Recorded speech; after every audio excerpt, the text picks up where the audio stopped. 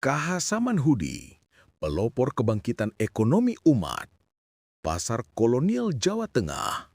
Tahukah kamu, di tengah hiruk-pikuk pasar kolonial di Jawa Tengah, ketika pedagang pribumi hanya menjadi penonton di tanah sendiri, ada seorang lelaki yang tak tahan melihat bangsanya direndahkan di bawah kekuasaan ekonomi asing.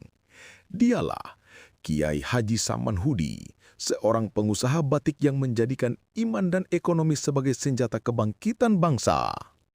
Kesadaran akan ketidakadilan. Hari demi hari, KH Samanhudi menyaksikan betapa pedagang Belanda dan Tionghoa menguasai pasar, sementara rakyat pribumi hanya bertahan dengan sisa-sisa rezeki. Dari sanalah muncul kesadaran suci. Jika umat Islam ingin merdeka, mereka harus berdaya lewat ekonomi, lewat persatuan, lewat keimanan. Mendirikan Sarekat Dagang Islam tahun 1911. Dengan semangat yang membara, KH Samanhudi mengumpulkan para pedagang muslim di sebuah balai kayu sederhana di Surakarta. Ia berdiri tegak, suaranya menggema.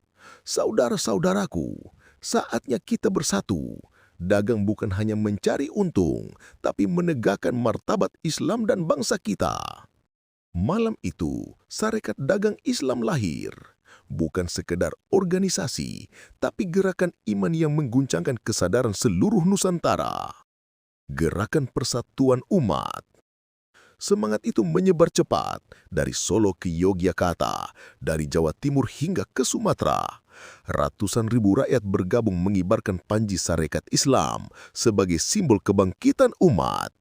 Di balik sorban dan kopiah tersimpan tekad yang sama, membebaskan bangsa dari belenggu kemiskinan dan penjajahan. Bersama HOS Cokro Aminoto, tahun-tahun berikutnya, KH Samanhudi bertemu dengan HOS Cokro Aminoto.